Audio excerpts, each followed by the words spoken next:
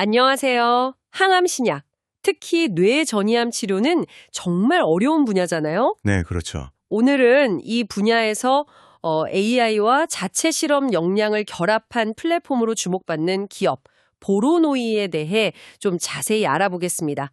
핵심 후보물질 현황부터 기술력, 재무 상태까지 깊이 파고 들어가 보죠. 네, 보로노이. 특히 정밀 표적 치료제, 그리고 그 혈액 뇌장벽, BBB라고 하죠. 이 투과 기술에 좀 강점이 있는 회사입니다.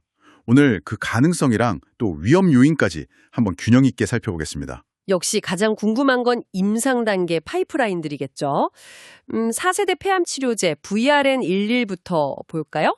이게 기존 치료제 듣지 않는 환자들 위한 건가요? 맞습니다. VRN11은 그 오시머티닌 같은 약들 쓰고 나서 생기는 뇌성, C797S, 이걸 가진 비소세포 폐암 환자 대상 약물이고요. 아, C797S요? 네, 지금 한국이랑 대만에서 임상 1상 진행 중입니다. 이게 특징이 뭐냐면 EGFR 표적 선택성도 높은데 전임상에서 보니까 뇌 투과율이 거의 100%에 가깝게 나왔어요. 100%요? 와, 그게 진짜 대단한 수치인데 뇌전이 폐암 환자한테는 그럼 어떤 의미가 있을까요, 이게? 아무래도 폐암 환자분들 상당수가 뇌전이를 겪으시는데 기존 약들이 뇌까지 잘 못 가는 경우가 많았거든요. 네네. VRN11이 임상에서도 이런 높은 뇌 투과율을 보여준다면 정말 효과적인 치료 옵션이 될 수 있는 거죠. 그래서 기대가 큽니다. 향후 미국 임상 확장도 계획하고 있고요. 기술 이전 가능성도 당연히 열려 있다고 봐야죠. 아, 기술 이전 얘기하니까 그 VRN07 오릭시 114라고도 하죠. 이것도 성과가 좀 있었잖아요. 오릭 파마슈티컬스로 넘어간 거. 네, 맞아요. 2020년에 미국 오릭에 기술 이전됐죠.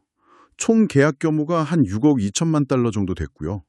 이것도 좀 치료가 까다로운 EGFR, 엑손 20 사귀변이 비소세포 폐암 타겟입니다. 네. 작년에 유럽중형학회 ESMO에서 발표한 임상 1상 중간 결과가 상당히 괜찮았어요. 어떤 점이 좀 주목을 받았나요? 내약성도 좋았지만 가장 큰 거는 여러 치료에 실패하고 뇌전이까지 있던 환자에게서 암이 아예 사라진 완전 관해 사례가 보고됐다는 거예요. 완전 관외? 와. 네, 이 분야에선 정말 고무적인 결과죠. 이것도 뇌 투과율이 70% 이상으로 높게 나왔고요. 2025년에 1비상 최종 결과 발표 예정이라서 기대감이 좀 있습니다. 결과 좋으면 또 마일스톤 들어올 수 있고요. 이런 뇌 투과율이 보로노이의 약간 핵심 경쟁력 같네요.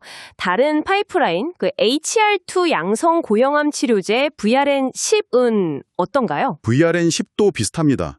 유방암, 대장암 같은 HR2 발현 암들이 대상이고요. 역시 높은 표적 선택성이랑 우수한 뇌 투과율. 이건 전임상에서 확인됐는데 이걸 강점으로 내세우고 있어요. 아, 이것도 뇌 투과율이요? 네, 호주랑 한국에서 임상 1상 승인받았고요. 표적 선택성이 높다는 건 암세포만 좀 더 정밀하게 공격하니까 부작용을 줄일 수 있다는 장점이 있죠. 이것도 기술 이전 염두에 두고 개발하고 있습니다. 그 외에 또 기술 이전된 게 VRN16도 있었던 것 같은데? 아, 네. VRN16. 이건 고용암 치료용 경구용 인산화 효소 저해제인데요. 2022년에 미국 메티스 테라퓨틱스로 기술 이전됐습니다. 그 세포 신호 전달에 중요한 단백질, 인산화 효소, 키나아제라고 하죠. 그걸 타겟하는 약물인 거. 그렇군요. 이 외에도 전임상 단계 파이프라인들이 더 있긴 합니다. VRN19는 근데 구체적인 정보는 아직 좀 찾기 어렵네요. 이렇게 파이프라인을 좀 빠르게 발굴하는 걸 보면 역시 그 플랫폼 기술이 중요한 것 같아요. 보로노믹스라고 했죠. 네, 맞아요. 보로노믹스. 이게 자체적으로 쌓은 방대한 인산화 효소 실험 데이터랑 인공지능 예측 기술을 합친 거예요. 아, AI랑 실제 실험 데이터랑 같이. 네, AI가 신물질 구조 만들고 뇌 투과율 예측해주면 연구진이 실제로 합성해서 실험하고 그 결과를 다시 AI에 피드백하는 선순환 구조죠. 그래서 후보물질 발굴 기간을 1년에서 1.5년으로 줄였다고 하는데 이게 실제 개발에서도 그 정도 효율이 나오는 건가요? 아니면 좀 이론적인 목표치일까요? 실제로 기술 이전 5건 한 걸 보면 어느 정도 플랫폼의 효율성을 보여준다고 할 수 있겠죠. 물론 신약 개발 전체 과정은 변수가 워낙 많지만요. 그렇죠. 그래도 초기 발굴 단계에서는 확실히 속도랑 성공률 높이는 데 기여하는 것 같습니다. 특히 그 표적 선택성하고 BBB 투과율 예측에 강점이 있고요. 기술력은 참 인상적인데 재무 상태는 좀 어떤가요? 아무래도 계속 돈이 들어갈 텐데요. 맞아요. 신약 개발 기업 특징이죠. 올해 1분기 기준으로 보면 영업 손실이 한 145억 정도 났어요.